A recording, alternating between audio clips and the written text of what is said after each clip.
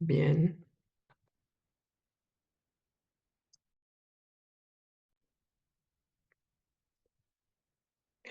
entonces bienvenidos a todos. Vamos a comenzar estas sesiones sobre liderar en tiempos difíciles al enfrentar el mundo de hoy y el de nuestra vida consagrada. Es muy fácil caer en la tristeza o la desesperación pensando que son tiempos difíciles, que perdemos la esperanza, que nuestros tiempos son difíciles a otros tiempos en la historia.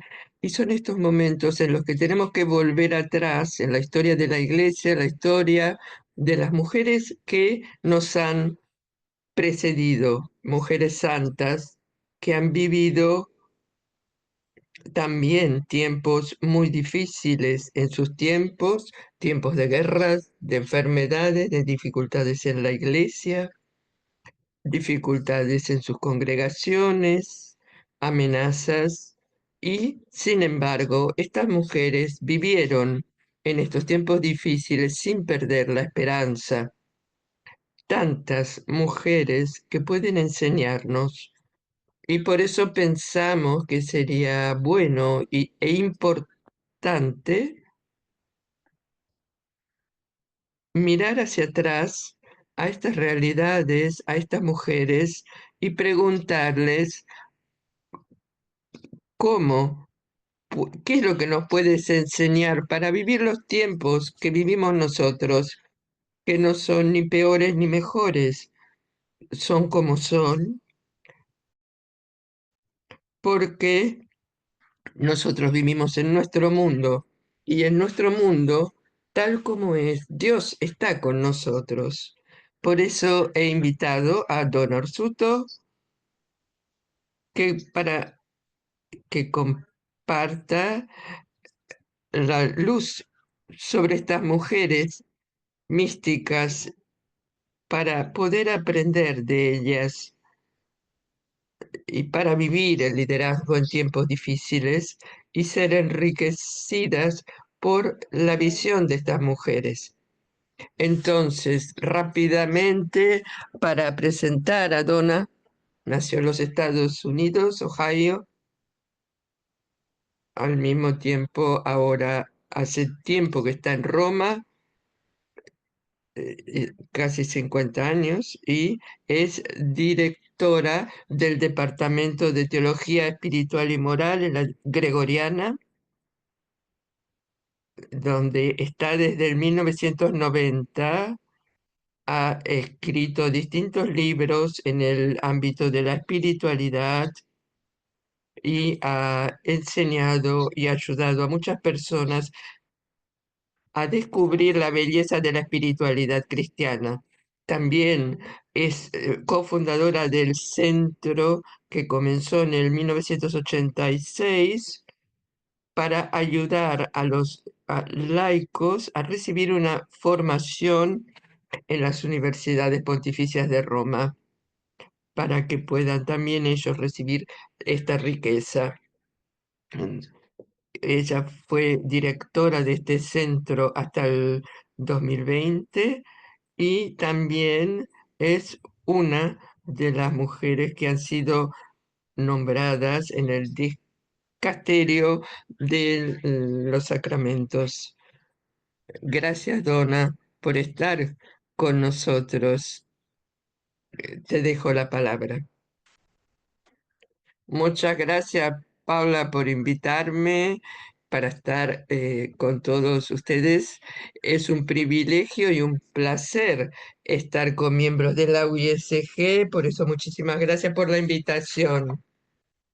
Quisiera comenzar esta sesión con una breve oración al Espíritu Santo. En una de sus cartas, Catalina de Siena escribió: "Si en esta guía no podemos seguir adelante", y yo creo mucho en esto, que sin el Espíritu Santo no podemos avanzar. Y por eso quisiera comenzar pidiendo al Espíritu Santo que nos inspire. Comencemos en el nombre del Padre, del Hijo y del Espíritu Santo. Amén. Ven Espíritu Santo, llena los corazones de tus fieles y enciende en ellos el fuego de tu amor. Envía tu Espíritu y serán creados y renovarás la faz de la tierra. Señor, por la luz del Espíritu Santo, has enseñado a los corazones de tus fieles, en el mismo Espíritu, ayúdanos a saborear lo que es justo y podamos gozarnos de tu consuelo. Te lo pedimos por Cristo nuestro Señor. Amén.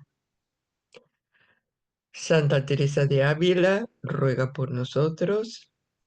Santa Catalina de Siena, ruega por nosotros. Santa Teresa de Lisieux, ruega por nosotros. Santa Hildegarda de Bingen, ruega por nosotros. Ahora voy a compartir mi pantalla y luego vamos a comenzar.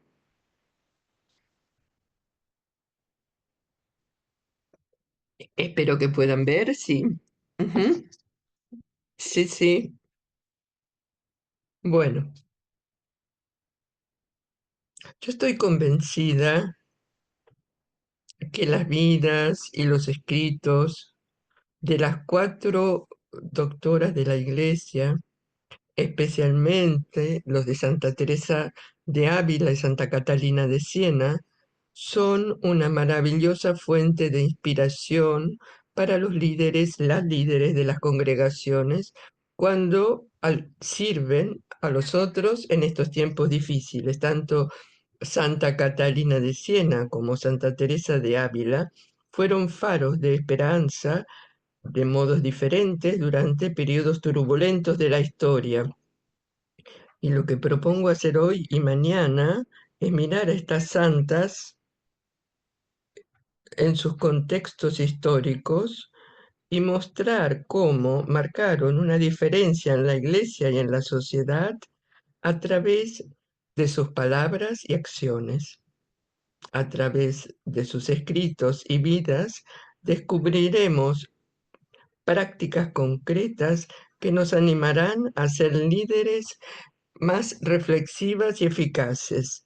Exploraremos cómo estas dos mujeres, que fueron proclamadas doctoras de la Iglesia en 1970 por Pablo VI, realmente hicieron avanzar a la Iglesia.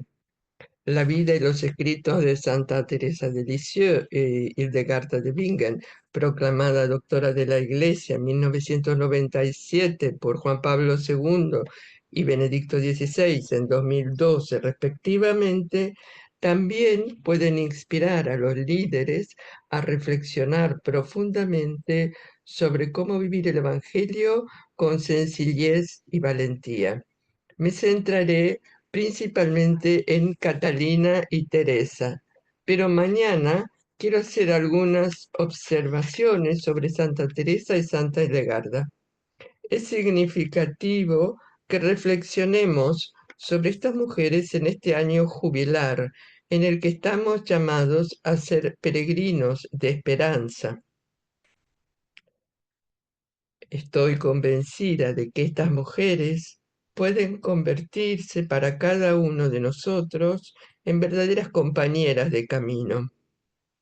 Pueden mostrarnos de modo práctico cómo podemos experimentar esa transformación personal y comunitaria que nos permitirá guiar a los demás con una fe más profunda, un sentido más hondo de la esperanza y un compromiso más firme en el amor.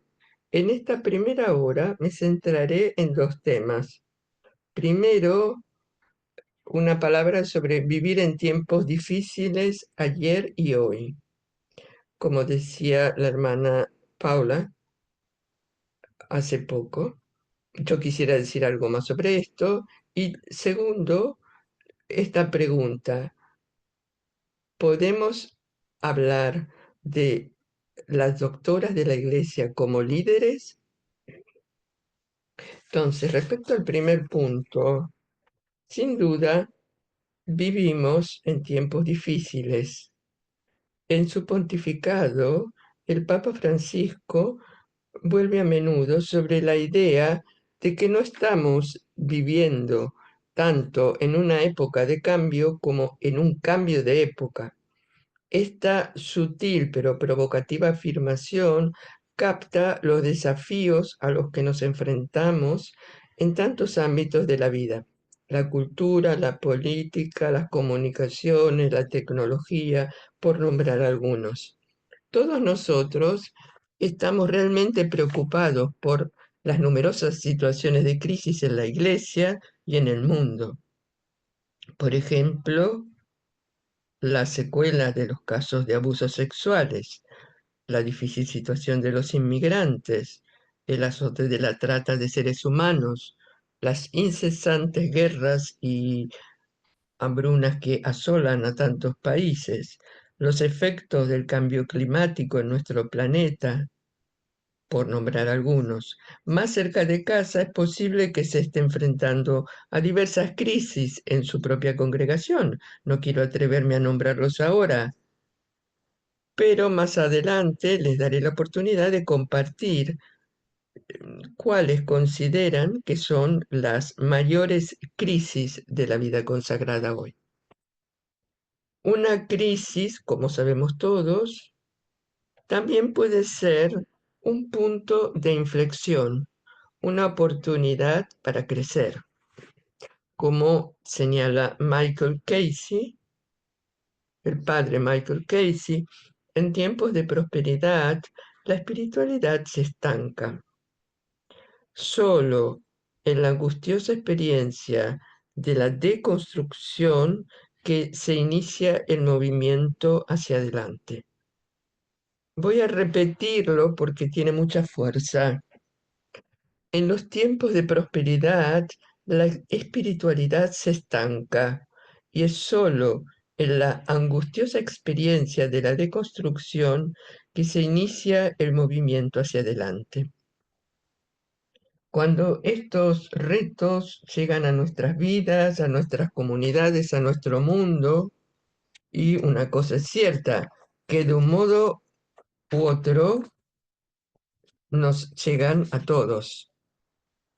Cuando esto sucede, no hay que tener miedo, porque a menudo son paradójicamente el momento en el que el Señor está más con nosotros, cuando Dios está actuando en nuestras vidas, que nos demos cuenta o no. Algo que puede ayudarnos a la hora de liderar en momentos de crisis es recordar a los que nos han precedido, que también han vivido tiempos difíciles. No estamos solos, no estamos solos. Estamos rodeados por una gran nube de testigos. Podemos aprender y contar con la intercesión de quienes nos han precedido y pueden convertirse para nosotros en compañeros de camino que nos animen e inspiren. Entonces, ahora miremos a estas 4 doctoras de la Iglesia para preguntarnos si pueden ser líderes. Como quizás saben, hay 37 doctores de la Iglesia y solo 4 son mujeres, aunque hay rumores de que una quinta está en camino, Edith Stein. Es- y estoy contenta de que en marzo tendréis 2 sesiones sobre ella, que es una mujer muy interesante. Al honrarlas con este título, la Iglesia oficial proclama que Catalina, laica dominicana, Santa Teresa de Ávila y Santa Teresa de Lisieux, 2 grandes monjas carmelitas, y la abadesa benedictina Hildegarda de Bingen, participan de manera notable en la función docente de la Iglesia. Justo después de que Teresa y Catalina fueran nombradas doctoras de la Iglesia, en el 1970, un monje benedictino y erudito, Jean Leclerc, que fue profesor mío en la Universidad Gregoriana, escribió un artículo en el que afirmaba: un verdadero doctor de la Iglesia es aquel que empuja a la Iglesia hacia adelante. Y podríamos preguntarnos, ¿cómo hacen avanzar a la Iglesia estas mujeres? Una de las formas en que lo hacen se refiere a la posición y función de las mujeres en la Iglesia. Cuando Catalina y Teresa recibieron este título en 1970, Karl Rahner señaló que el carisma de la enseñanza, y de hecho de la enseñanza dirigida a la Iglesia como tal, no es una mera prerrogativa masculina. En estas santas tenemos un ejemplo de un carisma docente no jerárquico ejercido por mujeres. Al honrarlas con este título, la Iglesia oficial proclama que Catalina, una santa laica, y las dos Teresas participan de manera notable en la función docente de la Iglesia. ¿En qué sentido hablar de ellas como líderes?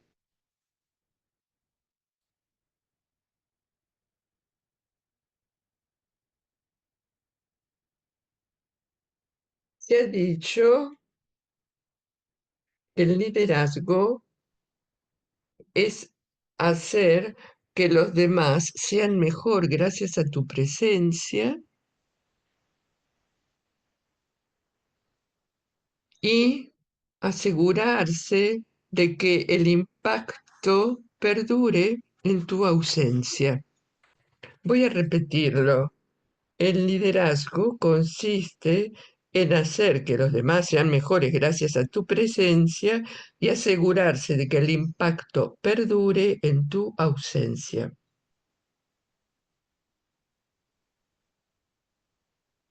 Si aceptamos esta descripción que viene de la Harvard Business School, podemos considerar a cada una de estas mujeres como líderes. Como veremos, marcaron una diferencia durante su vida y su impacto perdura hasta nuestros días. Tanto si les convence este argumento o no, espero que descubrirán a través de estas sesiones que cada una de ellas ofrece ideas que pueden inspirar a las líderes hoy. Y antes de comenzar con Catalina de Siena, me gustaría preguntarles algo, porque la respuesta será muy importante, sobre todo para mañana. Entonces, si desean responder por escrito en el chat o de viva voz, luego Paula coordinará esto. La pregunta es esta: ¿cuál consideras que es el mayor reto o desafío en la vida consagrada para liderar, para ser líder hoy en día? ¿Cuál es el reto, desafío mayor para liderar hoy en día?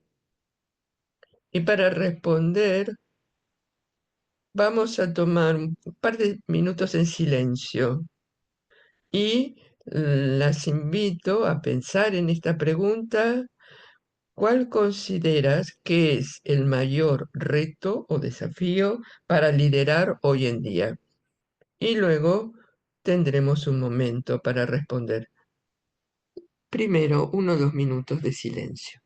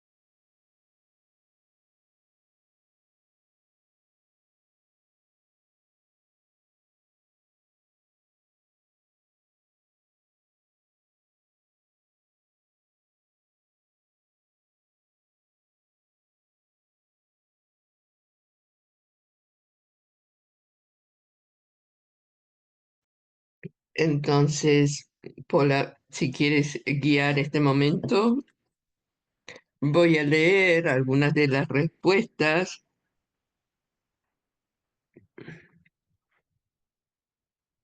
pero luego mm, veremos si podemos compartir también en voz alta.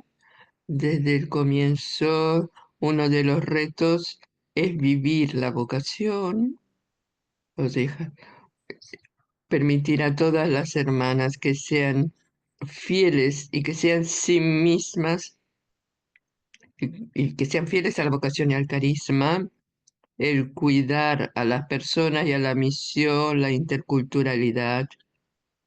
Otro reto, dejar ir lo viejo y construir lo nuevo. Las hermanas muchas veces no quieren ser guiadas más. Un conflicto con la obediencia, como si antes se decía lo que había que hacer y, y ahora no. Es el tema de la obediencia a la autoridad que ha cambiado. Otro desafío, superar el individualismo, la vida comunitaria, mantener la unidad en la diversidad, el discernimiento comunitario. Antes los superiores tomaban decisiones y ahora estamos todos implicados. La falta de tiempo para reflexionar y discernir. Otro reto, la falta de vocaciones en las comunidades más ancianas. Otro reto, crear comunidad en un mundo individualista. La coherencia es otra dificultad. Cómo interpretar los signos de los tiempos, a falta de vocaciones, el mal uso del poder, la independencia incorrectamente entendida. Hay muchísimos, dice Paula. Muchas gracias por compartir estos. Y después, si me los puedes enviar, por favor, para que los pueda incorporar a la charla de mañana. Bueno, sí, cómo no. Muy bien. Ahora lo que me gustaría hacer es volver a Catalina de Siena, a ver si logro volver a compartir la pantalla.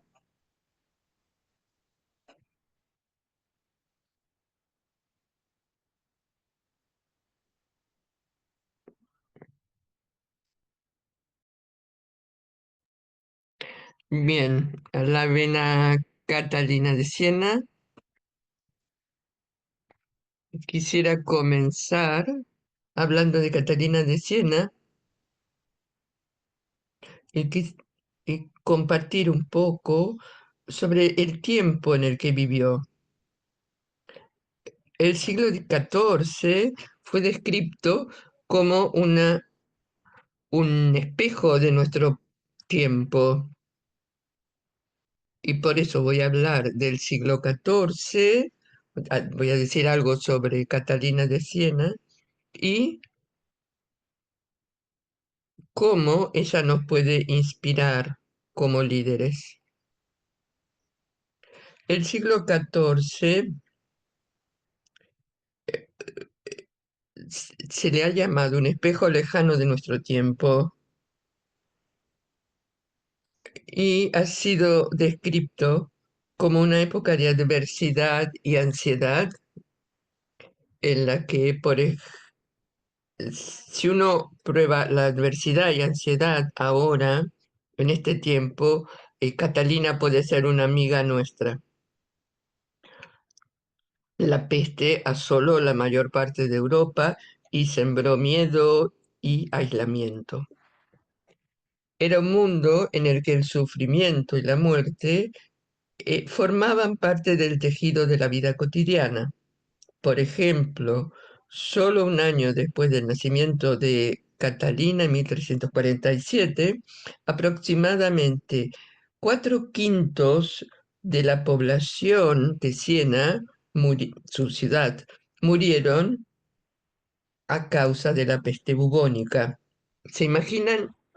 Cuatro quintos de la población. Las olas de esta pandemia se sucedieron varias veces durante la vida de Catalina, que presenció personalmente la pérdida de hermanos y amigos. Como escribió un cronista de Siena, no doblaron las campanas y nadie lloró por su pérdida porque todos esperaban la muerte y la gente decía y creía que este era el final del mundo. Y la iglesia, en lugar de ser un faro de esperanza en esta época de crisis, estaba sumida en la confusión por sus propias disputas políticas, el papado de Aviñón y el gran cisma de Occidente. Hasta 1377, quizás es demasiado historia, pero bueno, lo quiero compartir.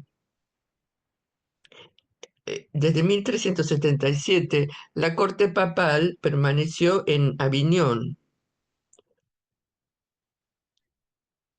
y la iglesia desde tiempo era conocida por su corrupción, tanto financiera como moral. Hubo varios intentos de reforma que fracasaron.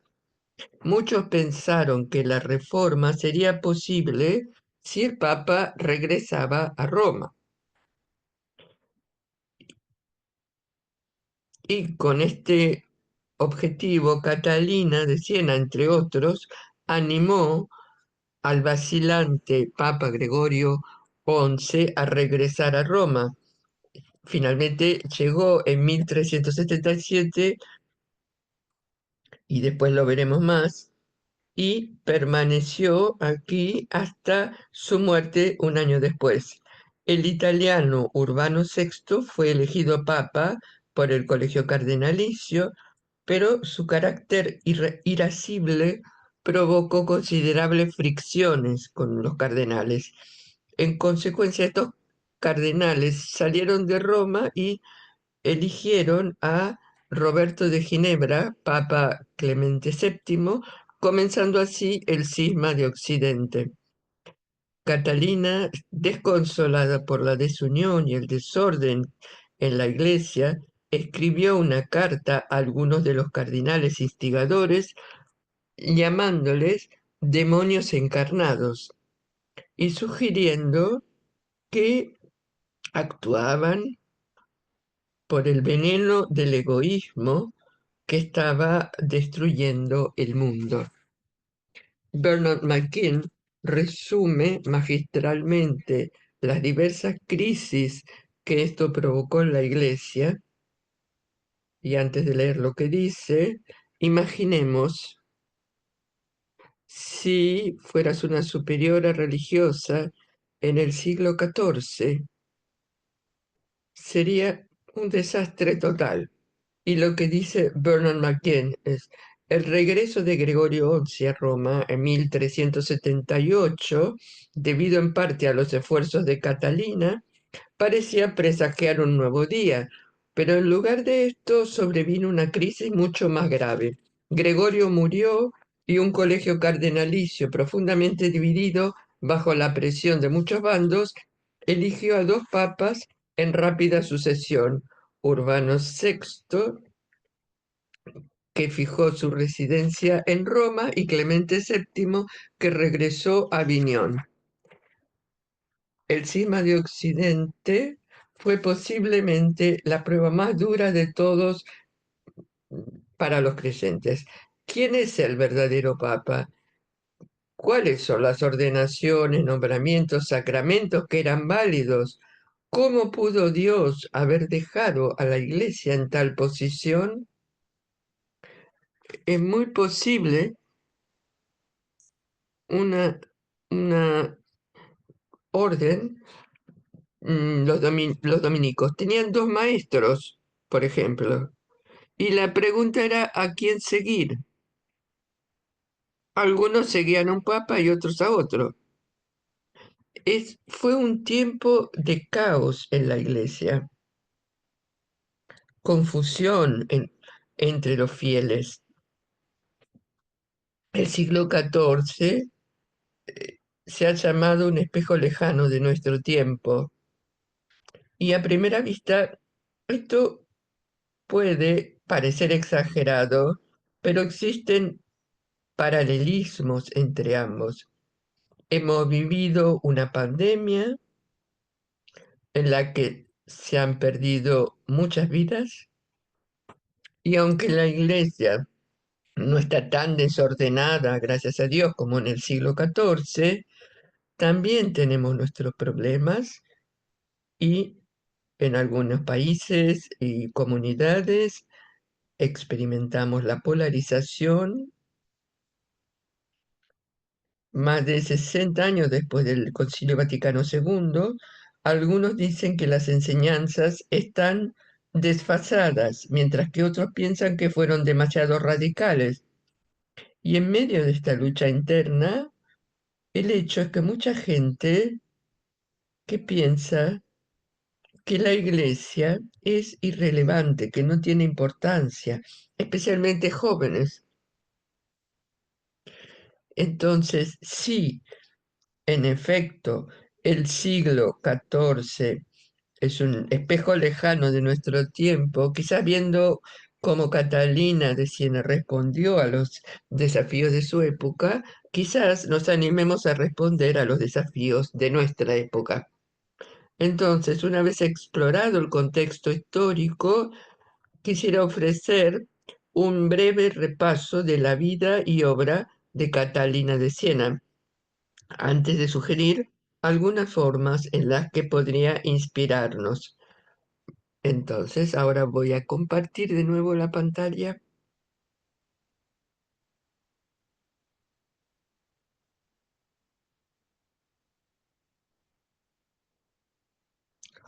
Entonces, un momento para ver su vida. Nació en 1347 en Siena.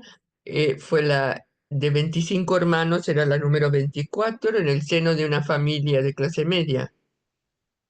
Yo siempre pienso que su madre tendría que ser canonizada. Desde muy joven, Catalina parece haber sentido un gran deseo de vivir para Cristo enteramente, y su determinación en esta búsqueda se caracterizó por una obstinada independencia que causó considerables fricciones en su familia. Las luchas familiares se resolvieron por sí solas cuando a los 17 o 18 años Catalina se unió a un grupo de viudas dominicas, se llamaban Hermanas de la Penitencia, eran mujeres laicas que vivían en sus casas y hacían votos privados, es decir, seguían la espiritualidad dominicana, se dedicaban a la vida de oración, la penitencia, un estilo de vida sencillo, las obras de misericordia espirituales y corporales, y se reunían regularmente para orar y celebrar la liturgia. Si alguna vez han ido a Siena, verán la iglesia de Santo Domingo, donde Catalina rezaba cada día con estas mujeres. Aunque Catalina era joven y ciertamente no era viuda, fue aceptada en- y encontró su lugar en la iglesia, no en el papel tradicional de religiosa o de mujer casada, sino como una mujer soltera laica que vive en el mundo, pero bajo el, digamos, en la familia dominica. Quizás no es el tipo de personas que desearíamos ver entrar en nuestra congregación. A diferencia de las otras mujeres comprometidas en el apostolado activo de servicio a los demás, Catalina pasó los 3 años siguientes, después de unirse al grupo, en soledad. Vivía en su propia casa, de la que solo salía para ir a la iglesia y hablar solo con su director espiritual. Según todos los indicios, Catalina tenía toda la intención de continuar con este estilo de vida eremítica toda su vida. Estos 3 años estuvieron llenos de intensas experiencias místicas de unión con Cristo e inmediatamente después el Señor la llamó a salir y servir a los demás. Ella se resistió porque estaba convencida que era esta vida de soledad que la llevaba a esta unión íntima con el Señor. Finalmente aceptó el reto y abrazó un estilo de vida como el de las demás mujeres. Empezó a cuidar a los pobres y enfermos de Siena. Y poco a poco sus actividades se hicieron más prodigiosas. Se convirtió en mediadora entre familias enemistadas, en gobiernos. Su influencia se extendió más allá de los muros de Siena, viajó a Florencia, Pisa, incluso a Aviñón en misión de paz. Y fue con un grupo a Aviñón para alentar al Papa al Papa Gregorio XI a volver a Roma, y lo hizo hablándole y escribiéndole cartas. Escribió varias cartas y Gregorio, que era un hombre temeroso y estaba preocupado por los rumores de que algunos cardenales planeaban envenenarlo si intentaba volver a Roma. Y Catalina le animó a no hacer caso y a regresar a Roma. Y tenemos algunas de las cartas y quiero ver juntos una de las cartas en la que vemos a esta mujer joven que no tenía ni 30 años, cómo escribía al Papa. Aquí está la carta. Agradezco a la hermana Susan que lo tradujo. En el nombre de Jesucristo crucificado y de la Dulce María. Querido y bondadoso reverendo Padre en Jesucristo, vuestra pobre e indigna hija Catalina, sierva y esclava de los siervos de Jesucristo, os escribe para animaros en su querida sangre.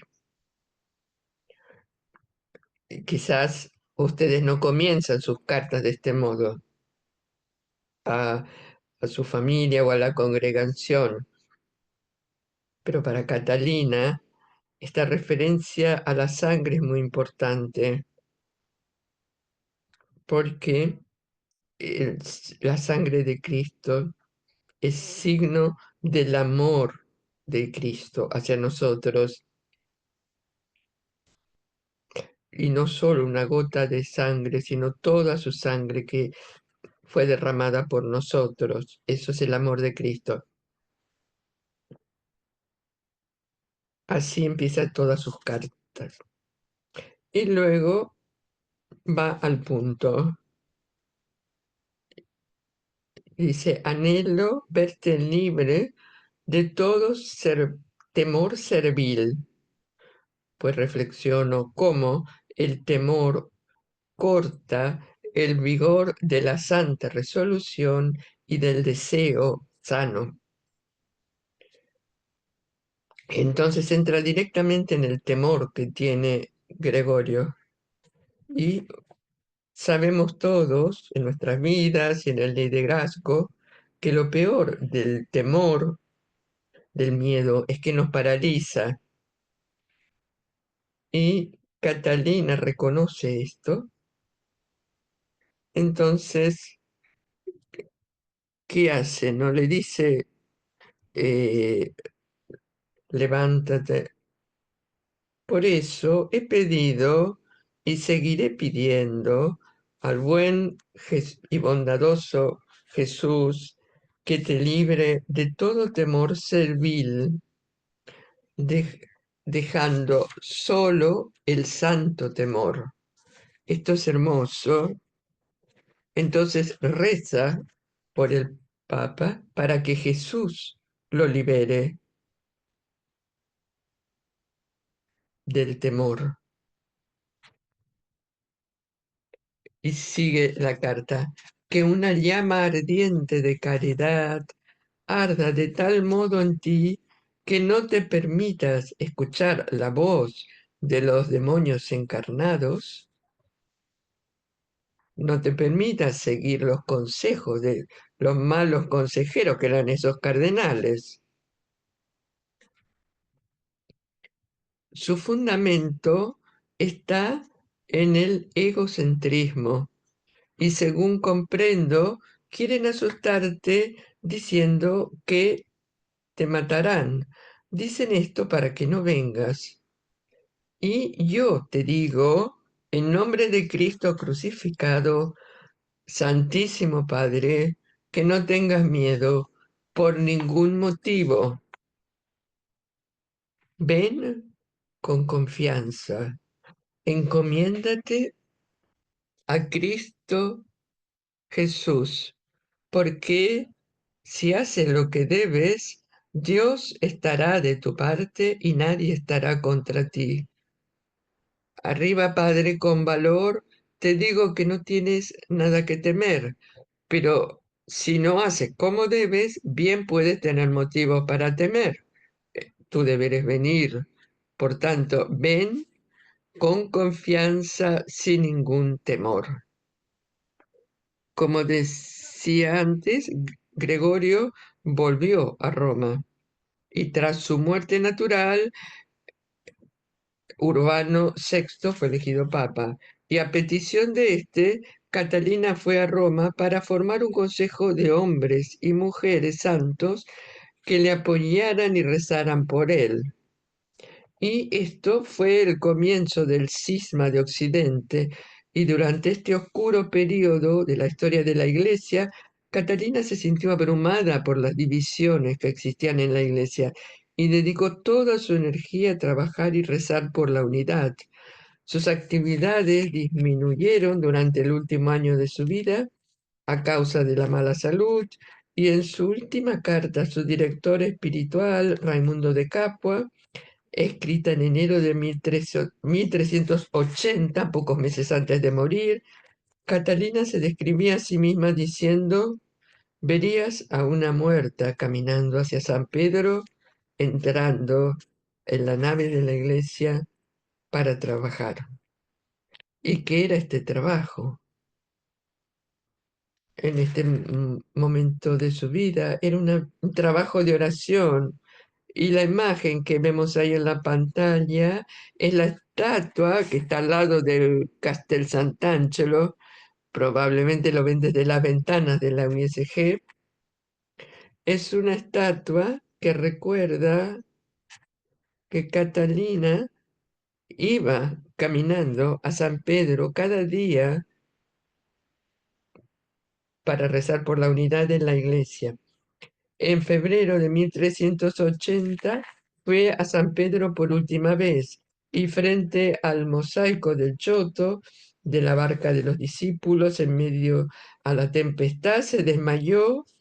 La barca adquirió una proporción abrumadora y se convirtió para ella en un símbolo del pecado y la división que había en la iglesia. Sintió que el peso de la iglesia recaía sobre sus hombros y que era impotente para evitar el naufragio. Después de esta experiencia no volvió a caminar, murió el 29 de abril de 1380 a la edad de 33 años, fue canonizada en 1461 y proclamada doctora de la Iglesia en 1970. Una palabra sobre su producción teológica. Si tienen una oportunidad, lean a Catalina de Siena, A veces en la liturgia de las horas tenemos el diálogo. Hay tres fuentes, el diálogo, las cartas y las oraciones.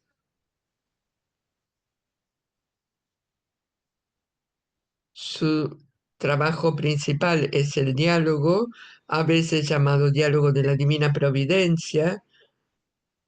Ella muchas veces habla de esto como el libro, pero tiene la forma de un diálogo entre Dios y ella y constituye el marco doctrinal para interpretar sus oraciones y cartas.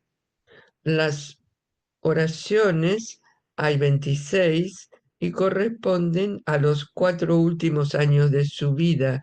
Fueron escritas por sus seguidores mientras ella rezaba en voz alta, en éxtasis, y son un testimonio de la profundidad de su percepción teológica. Como dice Yves Congar, son teología transformada en fuego y fervor, teología convertida en doxología. Están también sus cartas, que son 380 y han sido escritas a todo tipo de personas, papas, prisioneros, reinas, prostitutas, amigos, parientes, hombres, mujeres. Son muy francas y a mí me daría un poco de miedo recibir una carta de Catalina de Siena. Y vemos el aspecto práctico de su teología en las cartas, como lo veíamos en la carta al Papa Gregorio. Estas brevemente son la vida y la obra de Catalina de Siena, y sin duda fue una mujer e- extraordinaria de Dios,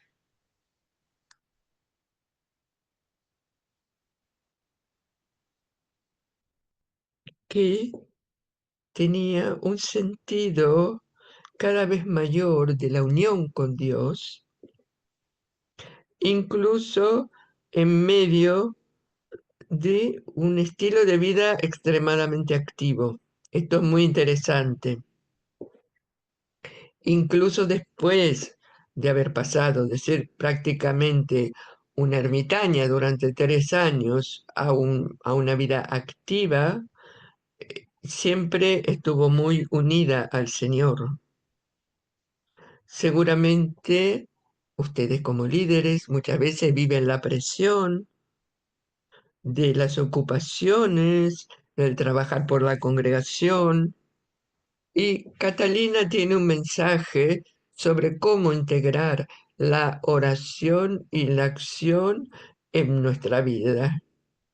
Y también fue una mujer de su tiempo y como líder nos, nos dice, nos muestra una persona que tenía sus pies en la tierra, que sabía lo que pasaba en la iglesia y en la sociedad. No estaba encerrada en su propio mundo, sabía lo que pasaba y trataba de cambiar la iglesia y la sociedad. Y sobre todo, Catalina fue una mujer de iglesia, una mujer que vivió en el corazón de la iglesia, que gastó su vida por la iglesia en uno de los periodos más tristes de la historia de la iglesia. En estas tres afirmaciones, que Catalina es una mujer de Dios, una mujer de su tiempo y una mujer de la iglesia, ya podemos hacernos idea de cómo ella puede inspirarnos para liderar. Entonces, lo que quisiera hacer es pasar a mi segundo punto y preguntarnos y mirar sus escritos y ver ¿Cuáles son los modos prácticos en los que nos inspira? Seguramente su vida y cómo fue una mujer de Dios, de su tiempo y de la iglesia. Pero lo más práctico y concreto, ¿cómo nos inspira para, para ser líderes hoy?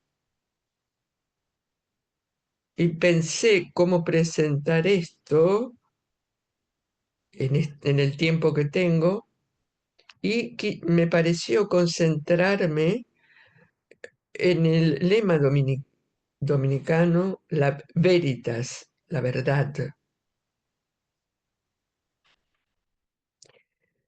Para Catalina, la verdad era muy importante. En sus escritos aparece más de 1400 veces la palabra verdad. Pero la verdad no es un mero concepto abstracto para ella. Por encima de todo, para Catalina, Dios Padre es la primera verdad y Jesús es el camino, la verdad y la vida. La verdad son las relaciones entre nosotros y Dios. Y en nuestro mundo fragmentado, Catalina nos invitaría a ser líderes que den testimonio de la verdad, que prediquen la verdad en palabra y acción, pero siempre de modo relacional, volviendo a Dios, que es la verdad. Ahora voy a presentar los 5 temas en los que me quiero concentrar. El primero, el primero y el segundo. El primero es necesitamos conocer la verdad sobre Dios y sobre nosotros mismos. Para ser una líder eficaz, tenemos que conocer la verdad sobre Dios y sobre nosotros mismos. Y la verdad sobre Dios es que Él está enloquecidamente enamorado, pazzo d'amore en italiano, enamorado locamente de nosotros. Me gusta esta frase,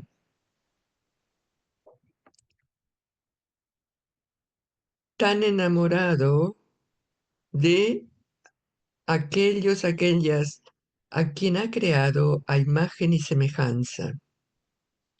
Y si queremos una prueba de este amor, basta con mirar cómo Dios ha desplegado su amor misericordioso en la creación y en la redención. Estaba pensando en la primera lectura de la mañana del Génesis, que Dios creó el día y la noche, y ya ver esto, el alba, es un signo del amor de Dios. Y la prueba por excelencia de este amor se encuentra en Cristo crucificado. Cuando el Papa Pablo VI la proclamó doctora de la Iglesia, afirmó que Catalina es la mística del Verbo encarnado y sobre todo de Jesús crucificado. Y si queremos comprender la profundidad del amor de Dios por nosotros y hacia toda la humanidad, debemos mirar a Cristo crucificado. Y sugiero que esta experiencia personal de conocer la verdad sobre el amor de Dios, la misericordia, la providencia de Dios, es fundamental para todo líder cristiano. Como cuando preparaba esto, me acordaba de una carta de la carmelita Isabel de la Trinidad que escribía a la priora de su comunidad, la madre Germaine. El texto es muy bonito y lleva como título Déjate amar más que estas. Y en este texto breve repite a su superiora, a su priora, déjate amar más que estas. Déjate amar más que estas. Es una invitación a abandonarnos como líderes al amor purificador, misericordioso, transformador de Dios. Paradójicamente, esto está en el corazón de ser un líder cristiano eficaz. Antes de que podamos amar a los otros, antes de que podamos ser líderes, liderar, guiar, necesitamos experimentar este amor de modo personal, que Dios nos ama. Necesitamos conocer la verdad sobre el amor. Y una vez que estamos convencidos del amor y la presencia permanentes, empezamos a darnos cuenta de que Dios tiene el control de las cosas, incluso en las situaciones más difíciles. Y podemos ir abrazando la decisión radical de confiar en el amor y la providencia de Dios. Según Catalina, la clave de esta entrega es reconocer no solo quién es Dios, sino quiénes somos nosotros en relación a Dios. Al comienzo de su vida, Catalina oyó que el Señor le hacía esta pregunta: Hija, ¿sabes quién eres tú y quién soy yo? Y escucha al Señor que le dice: Yo soy el que soy y tú eres la que no eres. Yo soy el que soy y tú eres la que no eres. ¿Qué quiere decir esto? No que está anulada por Dios, sino que es totalmente dependiente de Dios. Sin Él no podía hacer nada y sin Él no era nada. Esto es fundamental para comprender su vocación y creo que cualquier vocación en la iglesia. Esto está en el corazón de un liderazgo eficaz.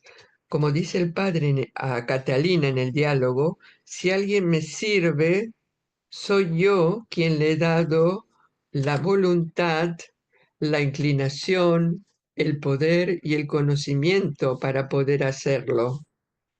Estoy convencida de que Catalina no empezó con la idea de que iba a desempeñar un papel tan importante en la iglesia y en la sociedad.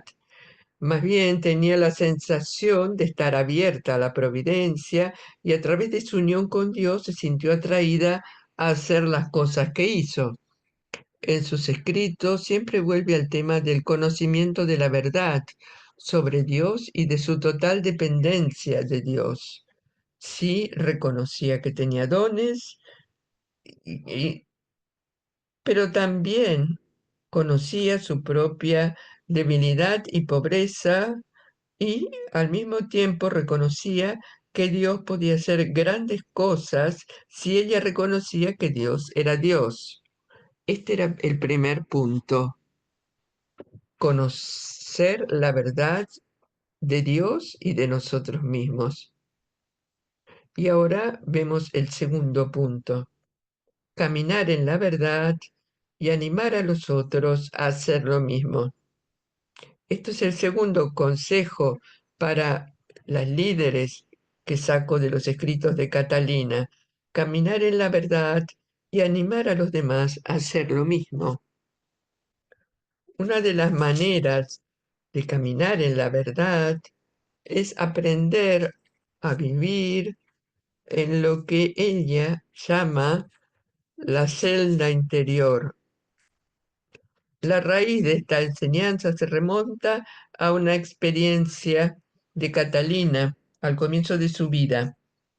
Cuando se vio privada de su habitación en la casa, se inspiró para hacer una celda en su corazón, un lugar donde pudiera permanecer ininterrumpidamente, donde pudiera llegar a una experiencia de conocimiento de Dios y de sí misma.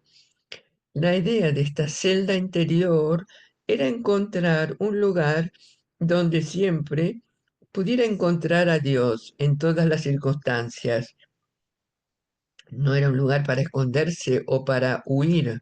Al contrario, era un lugar de verdad y de conocimiento, una verdad y un conocimiento que le permitirían asumir más eficazmente sus responsabilidades en el mundo.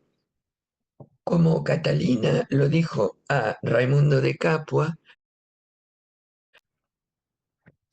construye una celda dentro de tu corazón y nunca pongas el pie fuera de ella. Y Raimundo, más tarde, llegó a ser maestro de la Orden de los Predicadores y este consejo le debe haber sido muy útil. Entonces, Catalina, como líderes, nos dice esto: construye una celda dentro de tu corazón y nunca pongas el pie fuera de ella. Es un lugar de verdad y de conocimiento sobre Dios y sobre nosotros mismos. Son como dos celdas inseparables y entrelazadas. Según Catalina, tenemos que tener un conocimiento de nosotros mismos, nuestros dones, nuestras pobrezas, debilidades, pecados, pero esto no puede ser la última palabra.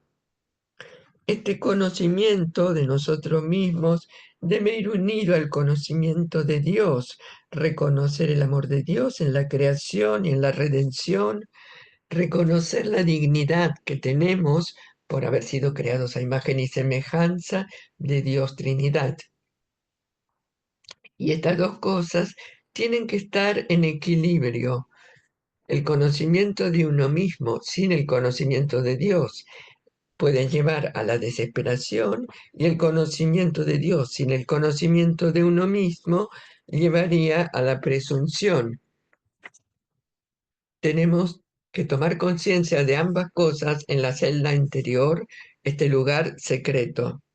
Entonces Catalina nos recuerda que podemos caminar en la verdad habitando siempre en este espacio interior, especialmente para líderes que a menudo están en movimiento. Es importante cultivar este espacio interior.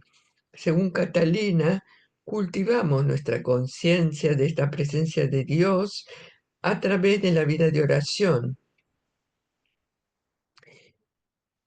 Catalina nunca estaría de acuerdo con quienes se excusan de la oración formal diciendo que su trabajo es la oración, pero ve la oración como un oasis que nos prepara para enfrentar al, al mundo. No es como para llenar el depósito de gasolina, sino para ella la oración y la acción están integradas en el amor a Dios y el amor al prójimo. Muestro mi amor a Dios rezando y sirviendo activamente, y viceversa, el amor al prójimo rezando y sirviendo. El amor, la oración y la actividad se alimentan mutuamente. Quiero mostrarles una imagen.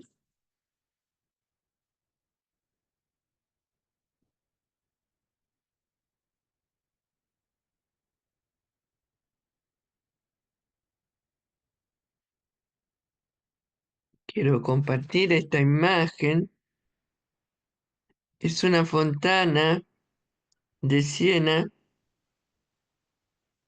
probablemente habrá ido a lavar, y Catalina dice que si sacas agua con tu vaso de la fuente, se vaciará, pero si bebes en la fuente,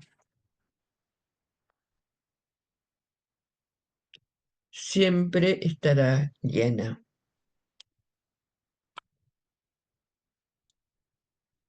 La idea que está aquí es que tenemos que permanecer en el amor de Dios, en este espacio interior, y ahí estará siempre nuestro conocimiento y amor. Y no hay necesidad de esperar a que la jarra rebose para compartirla con los otros. En la medida en que permanecemos en la fuente, podremos compartir lo que tengamos con los demás, porque tendremos la seguridad de que nuestra jarra estará vacía. Este es el segundo punto que quería compartir. El tercero tiene que ver con el ejercicio de la reciprocidad del ministerio. Algunas lo mencionaron en la chat y mañana seguiremos hablando de esto. A veces tenemos una idea individualista de nuestra vida y creo que es el tiempo en el que vivimos. Un tercer consejo que nos da Catalina como líderes es reconocer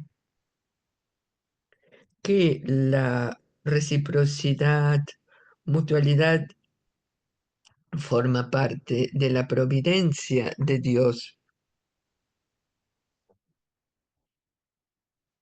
Mucho antes del sínodo sobre la sinodalidad, Catalina tenía una comprensión extraordinaria de la reciprocidad en la iglesia, que la dependencia mutua es una característica de nuestra vida en la iglesia.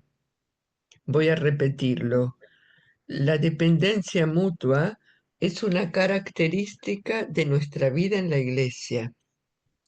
Y por eso dice en un lugar, el clérigo, el religioso, tienen necesidad del laico y el laico necesita al religioso. Nadie puede vivir sin el otro. Y esto lo escribe en el siglo XIV. Nos necesitamos unos a otros, religiosos, clérigos, laicos. No podemos vivir sin los otros, dice Catalina. Y lo más profundo, lo más hermoso es la profunda comprensión teológica que sustenta esta afirmación. Y la encontramos en el diálogo en el que el padre explica a Catalina cómo actúa la providencia en el uso de los dones espirituales. Y el padre dice a Catalina, he distribuido mis dones de tal modo que nadie los tiene todos. He distribuido mis dones de tal modo que nadie los tiene todos. Yo, yo no tengo todos los dones, ni tampoco ustedes. Y continúa. Les he dado motivos, necesidad, de hecho, para practicar la caridad mutua. Podría haberos dado a cada uno en vuestras necesidades, pero he querido haceros dependientes los unos de los otros para que cada uno de vosotros sea mi ministro, dispensando dones y gracias que habéis recibido de mí. Por eso, que lo quieras o no, No podéis escapar de mi caridad. Hay, es un pasaje hermoso. Primero que nadie tiene todos los dones, y esto es parte del plan providencial de Dios. Y la razón es que Dios quiere hacernos interdependientes. Y Catalina dice que, que todos nos necesitamos y que todos tenemos que ser ministros para los otros y dispensar los dones que hemos recibido de Dios. Esta es una invitación fuerte para que reconozcamos los dones que Dios nos ha dado y usarlos para su mayor gloria. Y Catalina nos dice no solo que somos dependientes unos de otros, sino que nadie tiene todos los dones, que no es una culpa, sino que es parte de la providencia de Dios y que tenemos que ejercitar una interdependencia dentro de la iglesia. El cuarto punto es decir la verdad con amor. Como líderes, Catalina nos insta a decir la verdad con amor. Y especialmente, esto es especialmente importante en el siglo XIV,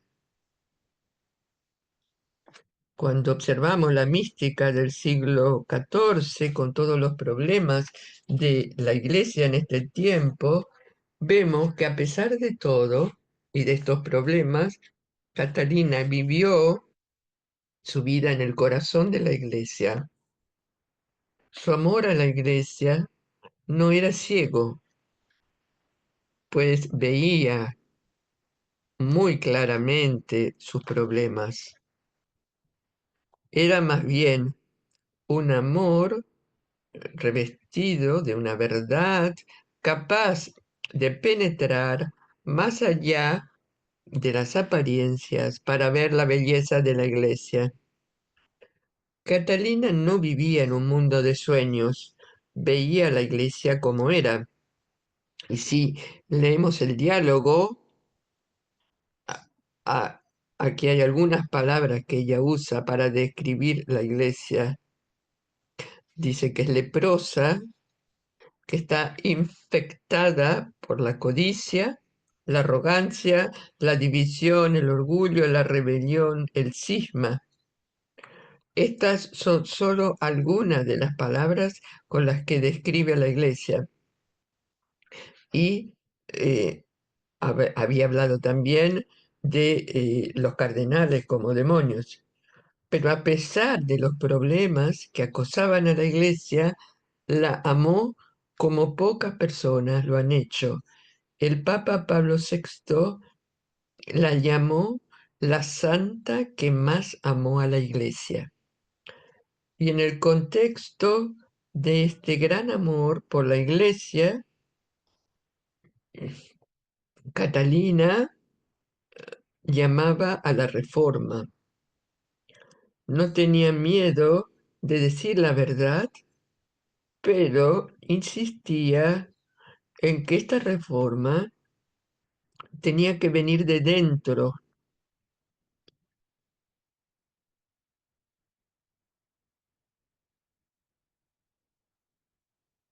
y que la reforma tenía que empezar por sí misma, por asumir la responsabilidad de la oración, el trabajo y el sacrificio.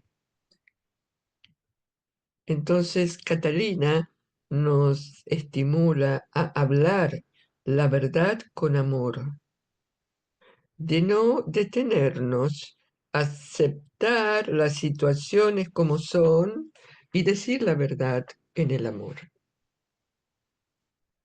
El quinto punto que quiero, del que quiero hablar es ser mujeres de esperanza, hombres y mujeres de esperanza. A pesar de todo lo que experimentó en su época y a pesar de la guerra, la inestabilidad, la agitación política, la inestabilidad, Catalina siguió siendo una mujer de esperanza. Los historiadores describen la reacción religiosa ante tales catástrofes como un repliegue fatalista y huida. En tales situaciones es fácil caer en el desánimo o el cinismo, pero a pesar de los tiempos difíciles, algunas personas mantuvieron la esperanza y contribuyeron significativamente a la sanación y reconciliación de la Iglesia y la sociedad. Catalina fue una de estas mujeres, intentó animar al cambio y a sus contemporáneos a superar la ansiedad, la apatía, el miedo, el fatalismo, haciendo algo para cambiar las cosas.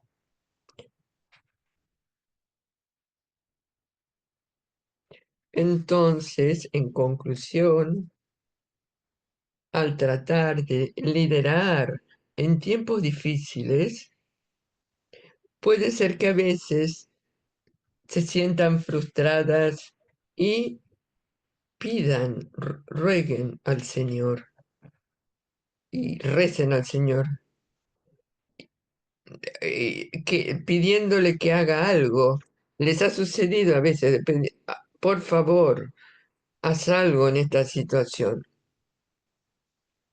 Y es consolador oír a Catalina de Siena que ella hacía lo mismo y que pedía, haz algo ahora en esta situación. Y a menudo esto también está en nuestros corazones. Y quiero leer una oración lentamente al ir llegando al final de esta primera parte. Vamos a escuchar esta oración.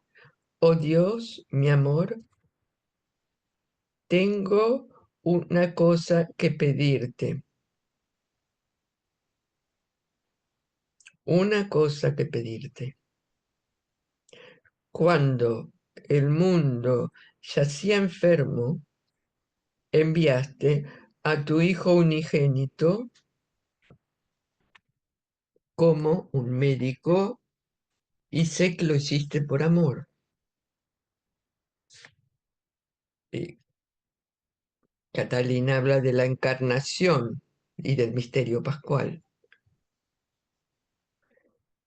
Entonces dice, el Padre envió al Hijo y sé que lo hiciste por amor. Pero ahora veo el mundo completamente muerto, tan muerto que mi alma se desmaya al verlo. ¿Qué modo puede haber ahora para revivir a este muerto una vez más? ¿Cómo entonces volverá este muerto a la vida? No creo, oh bondad infinita, que no tienes remedio. Y de hecho lo proclamo.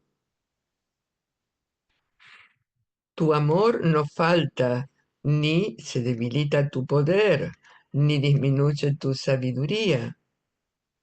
Así que si lo deseas, puedes y sabes cómo enviar el remedio que se necesita.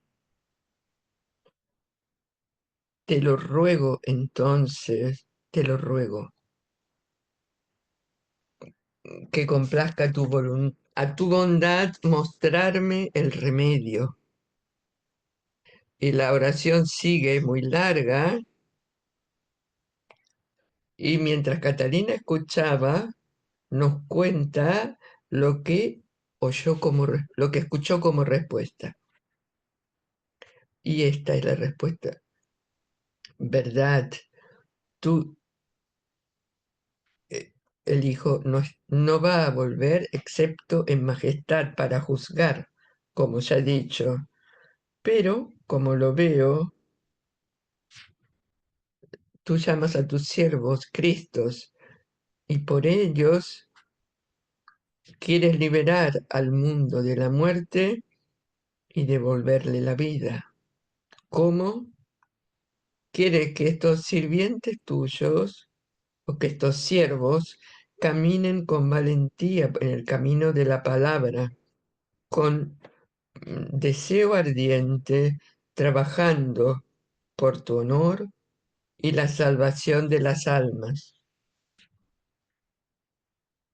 Oh, el mejor de los eh, sanadores, danos estos Cristos que vivan en continua vigilia, lágrimas y oraciones para la salvación del mundo.